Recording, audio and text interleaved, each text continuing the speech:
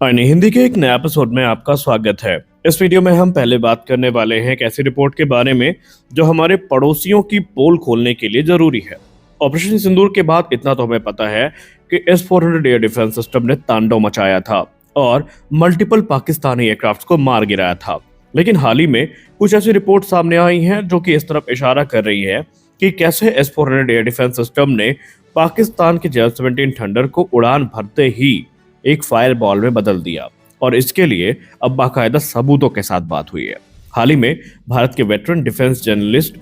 विष्णु सोम sir ने एक podcast organise किया था जहां पर हमारे शिव अरोड़ सर भी मौजूद थे। इस दौरान ऑपरेशन सिंदूर में पाकिस्तान को कितना नुकसान हुआ इस विषय पर चर्चा चल रही थी। चर्चा जब S-400 ट्रायम्फ के परफॉर्मेंस पर जाती है तो हमें कुछ सरप्राइजिंग फैक्ट देखने को मिलते हैं। आप सबको पता है कि जब ऑपरेशन सिंदूर हुआ था तो उस समय मल्टीपल टाइम्स भारत की तरफ से ये सबूत दिए गए थे कि S-400 एयर डिफेंस सिस्टम ने कंफर्म किल किए हैं और S-400 का जो मलबा था ये भी हमें डेटोनेटेड रूप में पाकिस्तान के अंदर मिला था जो कि तकरीबन 200 किलोमीटर के अंदर था। और अभी हाल ही में एक रिलेवेशन सामने आया है जहां पर NDTV के एपिसोड नंबर 9 जिसको पॉडकास्ट का नाम दिया गया था कंट्रोल और डिफेंस, जिसको विष्णु सोम सर और जो शिव अरोड़ सर हैं इनके तरफ से ऑर्गेनाइज किया गया था। इन्होंने ये कंफर्म कर दिया कि एक S-400 एयर डिफेंस सिस्टम की मिसाइल ने 200 किलोमीटर अंदर घुस करके पाकिस्तान के जो JF-17 फाइटर है इसको मार गिराया था। उन्होंने अपने रिपोर्ट पे ये भी कहा कि S-400 एयर डिफेंस सिस्टम ने ही एक पाकिस्तान का जो एवैक है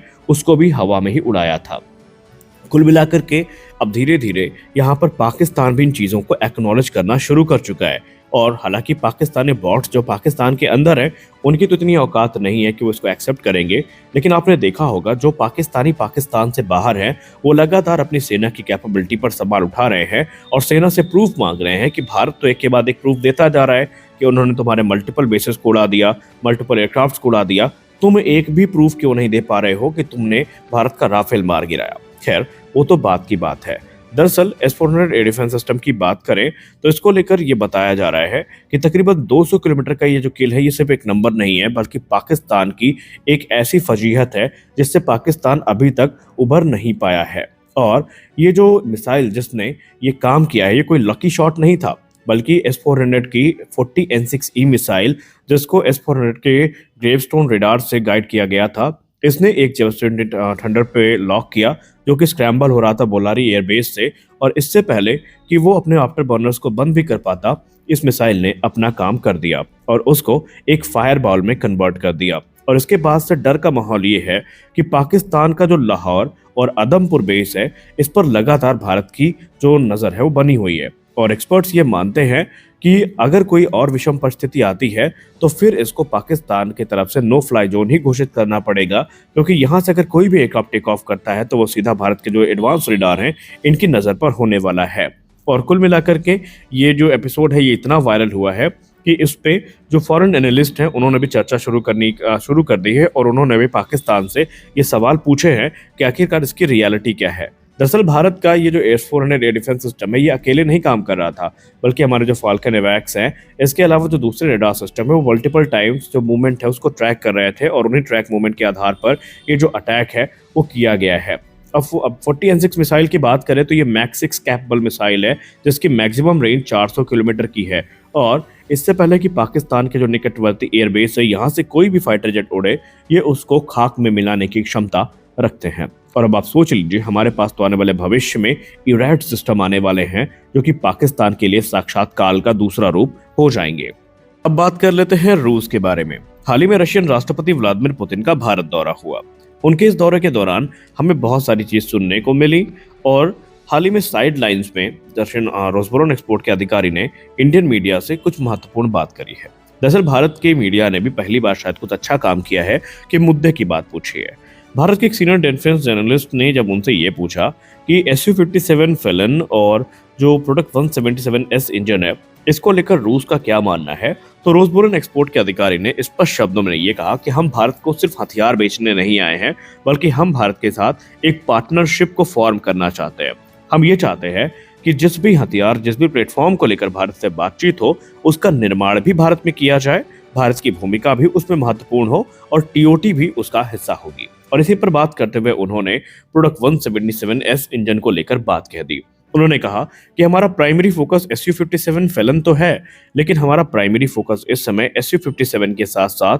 जो प्रोडक्ट 177S इंजन है ये भी है। उन्होंने इस पर स्पष्टीकरण देते हुए ये कहा कि हमने भारत को 2025 एरो इंडिया में भी जो प्रोडक्ट 177S इंजन है इसका प्रस्ताव दिया था, क्योंकि हम ये मानते हैं कि ये इंजन भारत की तमाम जरूरतों को पूरा कर सकता है। न सिर्फ SU-57 में बल्कि भारत का जो खुद का सुपर सुखोई प्रोग्राम है उस पे भी इस इंजन की जो भूमिका है उससे हम इनकार नहीं कर सकते। इसके आगे बात करते हुए मीडिया से उन्होंने ये कहा, लेकिन इस बार ये कोई रॉ ऑफर नहीं है। हम इस थ्रस्ट वेक्टरिंग इक्विप्ड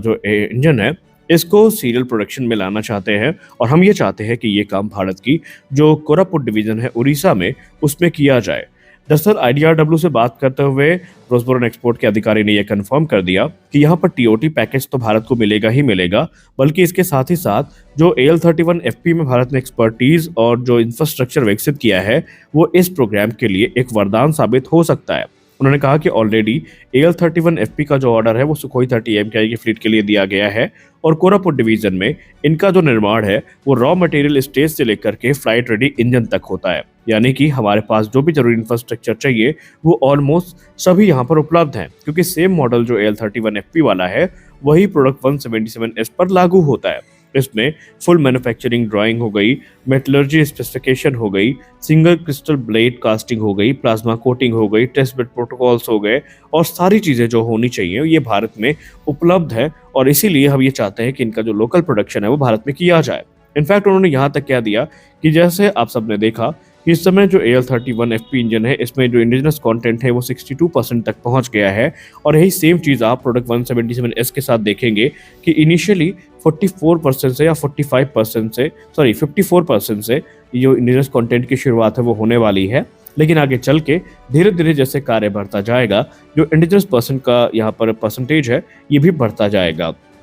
उन्होंने ये भी कहा कि ये इंजन काफ़ी पावरफुल है जो कि AL-41 का ही एक इम्प्रूव्ड वेरिएंट है, लेकिन अगर भारत के विशेषज्ञों की बात करें तो वो इसको रीबैच्ड AL-41F1 इंजन के तौर पर ही देखते हैं जो फिलहाल SU-57 के साथ संलग्न है। लेकिन आपको याद दिला दें कि रूस ने इसको सेपरेटली भी भारत को ऑफर किया है, जहां पर रूस का टारगेट भारत का सुपर सुखोई प्रोग्राम है। अब देखना ये है कि उनके इस प्रस्ताव को कितना गंभीरता से लिया जाता है, क्योंकि करंट सिनेरियो की बात करें तो 240 अतिरिक्त इंजन का हमने ऑर्डर दे रखा है और तकरीबन अब तक 1100 इंजन भारत में बनाए जा चुके हैं 2004 से लेकर अभी तक। तो ऐसे में ये देखना काफ़ी इंटरेस्टिंग होगा कि क्या वायुसेना और ministry of defence engine swapping की तरफ जाती भी है या नहीं। खैर, रूस पूरी ताकत झोंक चुका है कि कम से कम एक बड़ी डील तो भारत के साथ ग्रैब कर ली जाए। तो आज के इस वीडियो में बस इतना ही। आशा करते हैं वीडियो आपको अच्छी लगी होगी। वीडियो अच्छी लगी वीडियो को लाइक करिए, नए चैनल को सब्सक्राइब करिए। मिलते हैं अगले वीडियो में, तब तक के लिए जय हिंद।